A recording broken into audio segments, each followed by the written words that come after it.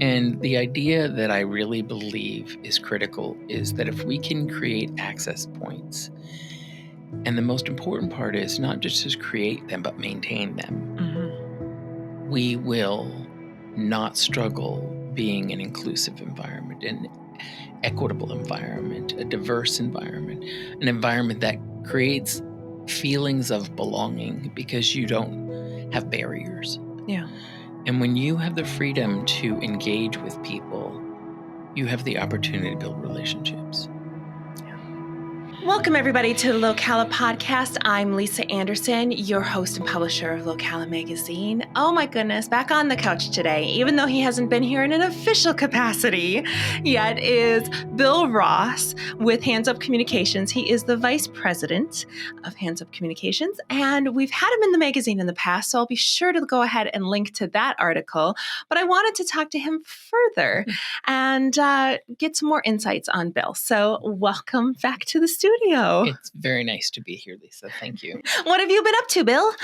We are working very hard right now. Our company is so busy that we are actually not pursuing new customers, which really is disturbing to say, to be honest with you, because our growth has been so fast that supply has yet to really come to the place where it meets the demand. Yeah. So the request for interpreters, and we're expanding at the same time. We've just added a Spanish-speaking interpreter.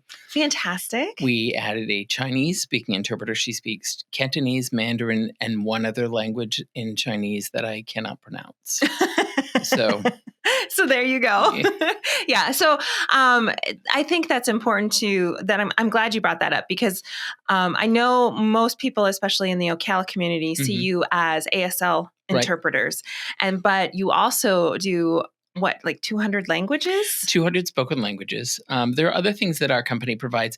We're considered an all-access language company, which means that if a company is using videos for training, are those videos captioned? If they're not, we can provide that captioning. If those captions need to be in another language, like Spanish or some other language, we can also offer that, or subtitles. There's a subtle difference between the two of those. We have cart reporting, which is, when you're watching a football game and it's real-time captioning, so it's coming up on the screen, and then they have a parentheses, laughter, that type of thing. We also provide that service. Okay. This is especially beneficial for people who cannot hear but still use English as their primary language of communication. Okay. We also provide document translation. This is especially relevant for medical facilities. It's important that the people who are signing their documents understand what the language is, or what they're saying, or what they're signing. Yes. If you don't have that document translation, because maybe they don't even read their own language, it depends on what culture or country that they come from. Right. Having a document the interpreter signs saying that they interpreted it into their language is another part that we also provide. Okay. All right. And so I'm going to kind of dive right into your personal a little bit, but it also kind of bleeds into what you do. Right. And some people might be familiar because I think a movie came out recently called CODA. Yep. So they might have a little bit of an idea, but can you explain that for everybody? Yeah. The term CODA means Child of Deaf Adults. It's an acronym that we use to describe ourselves. And it's funny because just recently someone asked me, so you're able to hear, right? And I said, yes, I can hear. So you fall into the category of hearing. And I said, no, I'm not deaf. I'm not hearing. I'm CODA. And she's like, what is that? And I said, well, most often children who have deaf parents oftentimes take on traits or cultural characteristics from the deaf community. And many people think, well, deaf people aren't a culture, they're a disability group.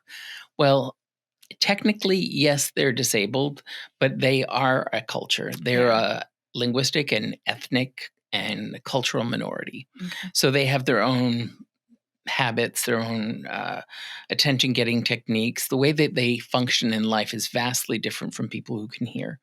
And so many times, CODAs will adopt those without realizing. It's not like an intentional, I like this, I'm going to start doing this. Right. It's more like I grew up in this environment and it's becoming part of my life. We just internalize those behaviors.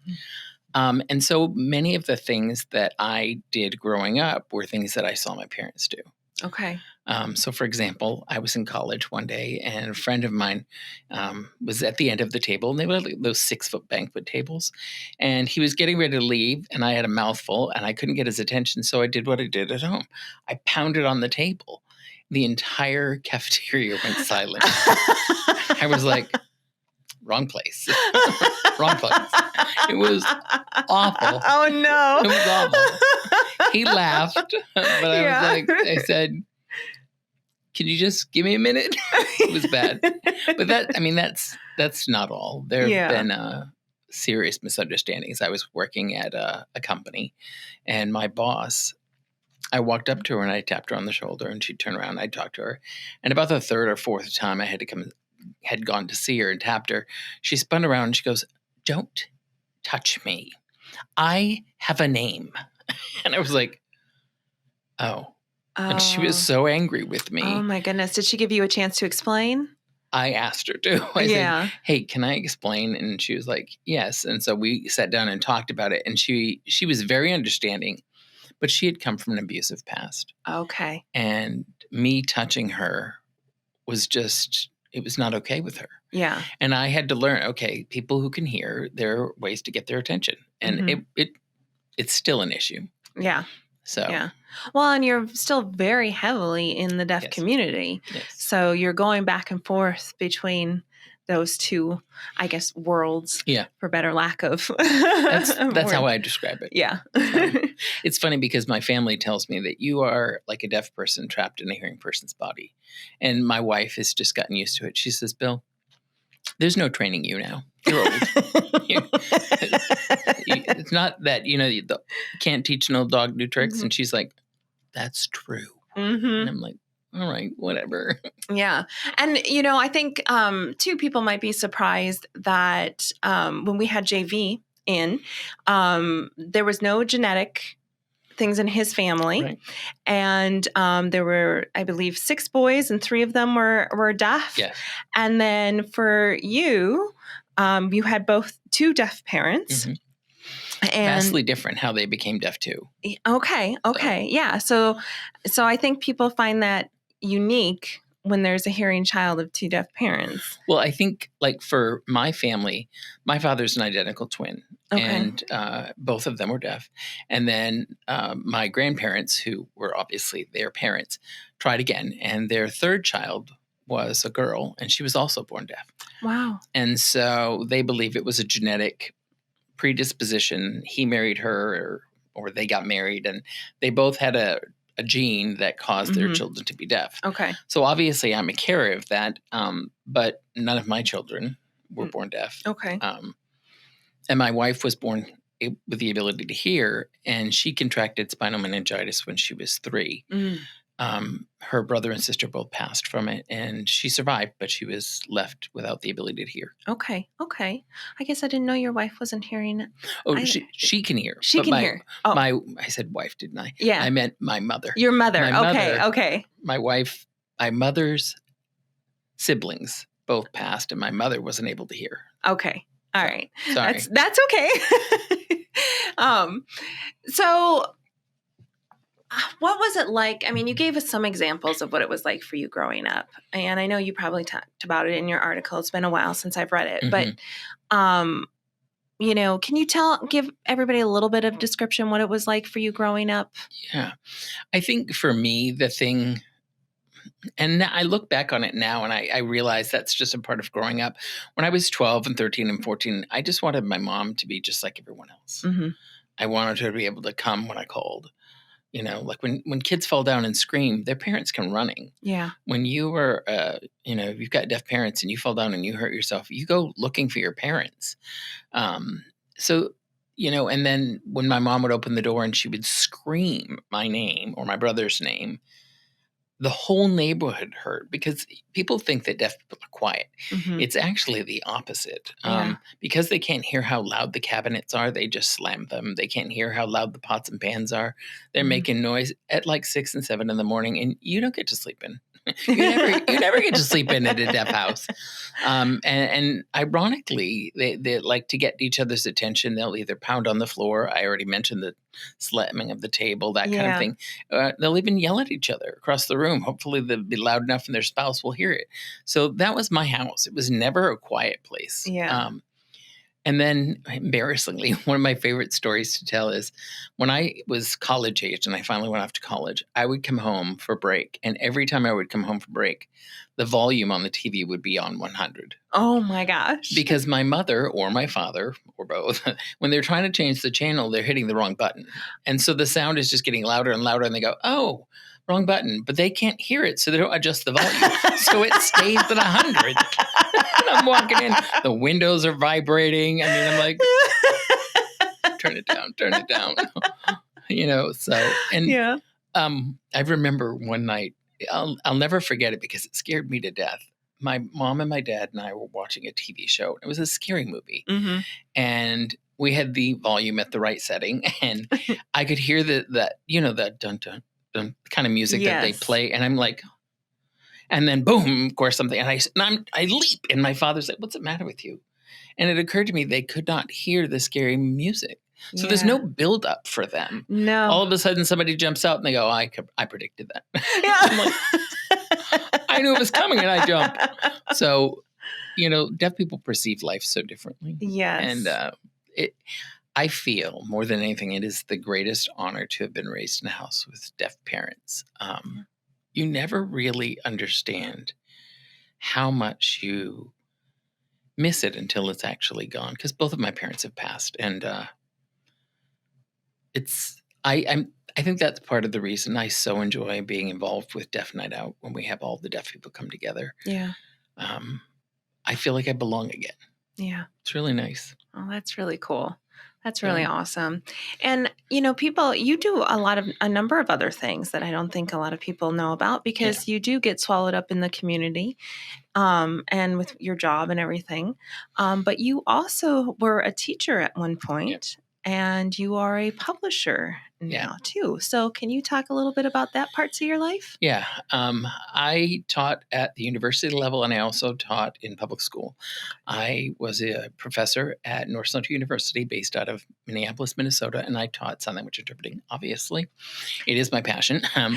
And while I was there, I was about 7 years, I loved teaching interpreters to become interpreters. Mm-hmm. People who maybe knew a little bit of sign language. And because interpreting isn't simply signing what someone is saying and then putting into spoken English what someone signs. There's so much more involved in it. There are cultural nuances that we have to manage. It is a complex thing. One of the ways I tell people, I said, interpreting is not looking for the same word, but looking for the same meaning in another language. And then I also was a teacher of the deaf for 4 years. I loved teaching deaf and hard of hearing children language and learning and reading and just being there to bring them to a better place linguistically, academically. That was an honor. Yeah. So those are the two parts of my life where I was a teacher. I still teach a lot. I travel all over the United States teaching workshops and trainings for sign language interpreters. Areas of strength that I focus on are language development and ethics training. Okay. And then you mentioned teaching and what was the other thing you mentioned? Publishing. Oh, that's right. I am the vice president of a small publishing company called H&H Publishing. And as a publisher, I was fortunate because the owner of the company, Janice Humphrey, is a longtime interpreter. She is in her mid to late 70s, and she is probably one of the most influential interpreters to our profession. One of them. There are others, of course, but she's one of them. And she has written a book called So You Want to Be an Interpreter. And we just released it in 2020, the year of the COVID. Yes. And when we released it, it was updated considerably because it was the 5th edition. And she and I and several other authors, JV being one of them, really overhauled the book. And so it is now one of the most commonly used textbook in the nation for sign language interpreting. That's amazing. I'm in the process of writing an ethics book, because one of the things that I find in our field is that we often assume that students don't possess the necessary critical thinking skills. And there is an element of that is true. But we can't assume that they don't have any of those skills. And I believe that the book that I'm working on is really focusing on not just building critical thinking skills, but allowing them to use their past experiences that may have ethical consequences to generalize that principle or idea to the field of interpreting, so they make better decisions. Okay. So, Well, that's really cool. So how did you how did you get into that initially? I'll be very honest with you. It was Janice Humphrey. I was at a conference called Deaf Missions, and it was a small Christian interpreters conference. And I was teaching a really brief 2-hour workshop, and in comes Janice Humphrey. And I am like, all of a sudden now I'm shaking all over, because this is my hero. And I'm going, oh my gosh, she's here in the room with me. Oh. And so I taught this 2-hour workshop, and it had to do with how to manage genre in American Sign Language in the process of interpreting. And when the workshop was over, she stood up and said something that really humbled me. She turned to the room and she said, if you will do what he tells you, it will change the way you work. Wow. And I was like, wow. And then she walked right up to me and said, so, would you like to help me with 5th edition? and that was it. Oh my gosh. And the rest is history. I started working with her, a lot of collaborative effort, gone into a lot of research. Yeah. I can tell you the 5th edition is heavily based on research. Okay. So it's a well-rounded text. Yeah. So okay. Did you grow up in Minnesota? No, actually, ironically, all of that took place while we were living in Texas. We move a lot. Okay. And a lot of that has to do with my faith. I'm also a licensed minister. Okay. I was at one time a pastor of a deaf church, so I pastored the church for 5 years, and as ministers go, we get what we call, a calling. Mm-hmm. We feel led to move to a different place or space in our lives. Mm-hmm. And every single time that has happened, there has been a job opportunity that has opened.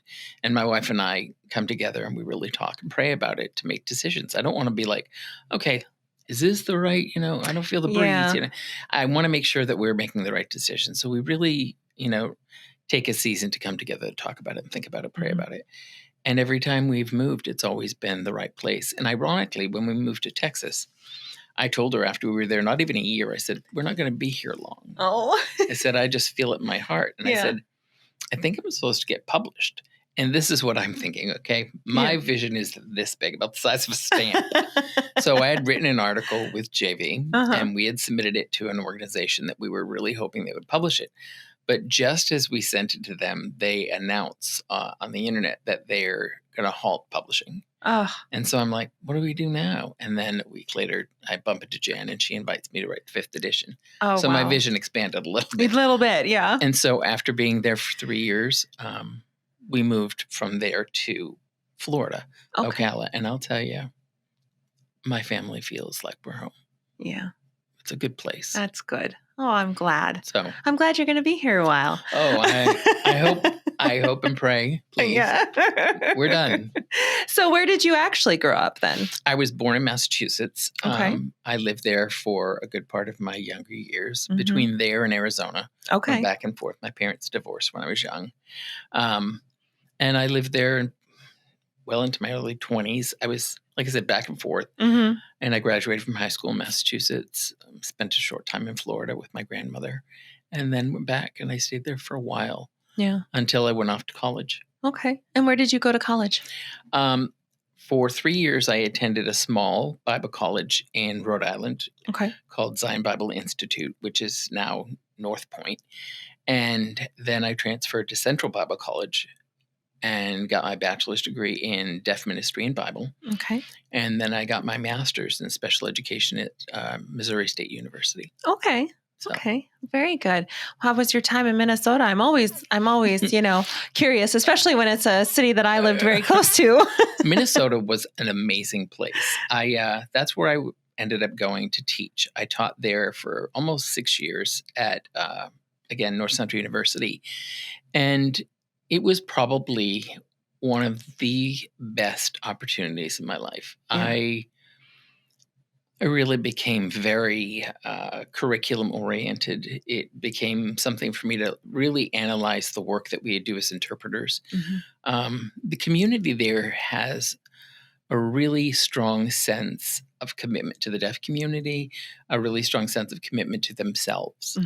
So I'm very impressed with the interpreting community in Minnesota. I loved my time there, but when your time is done in a place and Yeah. you need to find the next chapter. Yes. And so we were very fortunate that all things fell together and I was able to do what I needed to do, and we were able to go to Texas. Okay. And that's where, again, I wrote the book. But I'll tell you, like, most people are like, I'm confused. Where were you when? And so I'll give you a quick map. Okay. Okay. Because, I was living in Massachusetts at the time. I had moved to Florida for a very short period of time. I moved back to Massachusetts. And then I literally went to Rhode Island for my college years. Okay. From there, we went to Missouri, where I ended up pastoring a deaf church. Okay. Then we moved back to Massachusetts. Oh. I stayed there for 9 years. And from there, we went to North Carolina. From North Carolina, well, this is where I adopted 4 boys. Okay. And from North Carolina, we moved to Minnesota. After being there and teaching at North Central University, we moved to Texas, where I worked at Deaf Bible Society. And Deaf Bible Society, I worked on scripture translation. I taught individuals and communities to translate from written text into sign language. Okay. And then from there, I moved to Ocala, Florida, and I began working at Hands Up Communications just about 2 years ago. Okay. And how long have you been in Ocala? Just about 2 years. Just about 2 years? No, a year and a half, because I started in Iowa. I was not living there. I was just getting trained. Okay. So I was there for about 3 to 4 months and then moved here in August, I believe, August of 21. When they said they were transferring you to Florida, were you breathing a sigh of relief of that cold weather in Iowa? I think Iowa is beautiful. I really do. It's a lot like Minnesota. Yeah. It gets very cold. It does. But I didn't, if you dress right. That's what my mother says. She still has not convinced me. I mean, my family doesn't like the cold weather. Yeah. None of my family. And I think the only reason that I didn't mind it was because I didn't have to shovel. That makes a big difference. It makes a big difference. The kids, they're out there taking care of that. And I'm like, but I think if I had to actually shovel or snow blow, we might have moved south a lot sooner. Yes. So. I agree with that 100%. I think my mom is still up in northern Minnesota. Wow. And she had a surgery, and ever since then, my stepfather will not allow her to participate in any of the snow removal. And so she's just been watching them this winter because they have had record-breaking snowfall up there. Yes, they and have. Their average is usually around 80 inches this time of year, and they've had well over 100 inches and still piling on in late March. I know, it's bad. I remember when we were living there, my daughter's birthday is in April, late April, and it snowed on her birthday. And she's like, this is not what I wished for my birthday. No. And I'm like, Minnesota doesn't care. No, Minnesota does not care. I had a January birthday. I was born in a blizzard. Oh. And on my birthday, every year it was either the coldest day of the year or there was a blizzard. Yeah. And so when I moved down here in 2009, and 2010 was my first warm birthday, it actually happened to be warm. And it was 70 something degrees. And we went to the beach, and I wrote in, and I have a picture somewhere that I kept in a frame for quite a while that says, "Happy warm birthday." In the sand. And my wife's birthday is in January too, and she's Canadian. Okay. So she had it worse. Yeah, she gets it, because there were times that she would say, Minnesota got colder than where I was. She was living in Toronto. And she said there were times that Minnesota was colder than we were. And she goes, it's crazy. And then as Canadian who married me, the American, and then she ends up moving there, and she's like, you really don't like me, do you? It has nothing to do with you. It's nothing to do with you, I promise. Yeah. So. Oh, that's great. So this is going to come out in May. So when are you guys having your next Deaf Night Out? Deaf Night Out, yeah. Well, the closest one, obviously, is this Saturday, April 20. No, where are we? March, April? Where am I? We're in March right now, yeah. March 25th is going to be the next one. Obviously, that's far away. We are planning an event for May, but let me just share some things that are happening that I think are exciting, and I don't have the exact dates. We have had the opportunity, the privilege to meet with the Locala Police Department and talk about what it's like when you pull over a person who's deaf. Okay. Because one of the most important things that a person can do when they're pulled over is to obey the commands from the officer. Yes. It increases the likelihood that the event will be not dangerous to anyone. Mm-hmm. Well, deaf people can't hear the commands. So many of deaf people, they have learned 10 and 2, hands on the steering wheel. Yeah. But sometimes they're trying to find their, they know what the routine is because they've watched enough TV, they've experienced it. So they want to get their license, their registration.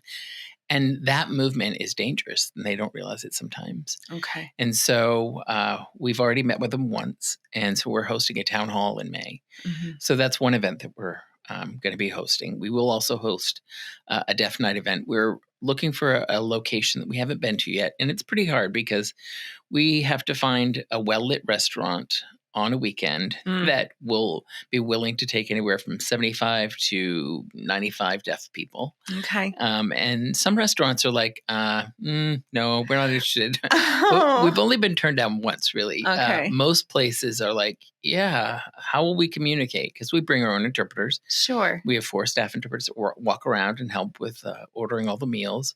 But you have to realize people who are deaf are so used to interacting with people who can hear. Okay. That ordering food at a restaurant is nothing for them. The servers are more nervous until they get to the rhythm of it, and they're like, wow, this was a lot of fun. Yeah. And it is. So I don't know the exact date of the things coming in May. We usually plan a month to 2 in advance, but sometimes things get a little behind. Yeah, that's okay. So. Normally on your Facebook or website? Yes, always. Always. Okay. Yeah. So we'll make sure to link to all of that stuff in the description as well. Please. Yeah, absolutely. I can't believe where the time has gone. It is almost time. Yeah. Crazy, huh? Yeah. So is there anything that you wanted to talk about that I did not ask you about? The most important thing in my life, obviously, other than my family and my relationship with God, is creating opportunities for access. Mm-hmm. Our company believes that all people of every language have the right to access.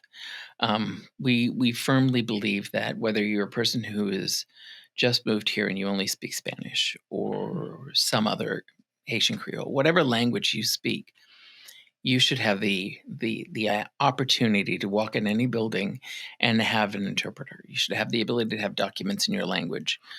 I watched my parents struggle not having access to so many things. And now it's my heart's cry. I talk about it all the time. I tell people all the time, I want you to imagine that you can't hear, which means that you're going to struggle communicating with people because you're not sure if they understand you. Yeah. Imagine what that's like, going to another place, another country, or you can hear their language, but you can't understand it. Right. That's a scary place in everybody's life. Yes. You feel out of control, and nobody likes feeling that lack of control. So I believe that access is the foundation to integration or inclusion and equity and diversity and the sense of belonging. I was just recently asked to write a piece about that for the CEP. And the idea that I really believe is critical is that if we can create access points, and the most important part is not just to create them, but maintain them, we will not struggle being an inclusive environment, an equitable environment, a diverse environment, an environment that creates feelings of belonging because you don't have barriers. Yeah. And when you have the freedom to engage with people, you have the opportunity to build relationships. It's beautiful. I love it. Well, thank you, Bill. And thank you so much for everything that you do. And I know we're going to see you on this podcast again as an interpreter, I'm sure. So I truly appreciate that. And I look forward to seeing you next time. Likewise, thank you very much, Lisa. You're very welcome. Well, thank you, everybody, for joining us here on the Locala podcast. I look forward to seeing you on our next podcast where we focus on connections through stories. And I feel like once you attend an event where you see over 100 deaf people in the room, you're like, oh, where have you been all this time? Yeah. And I'm like, we're here. We just go places where we know where we're welcome. Welcome, everybody, to the Locala podcast. This is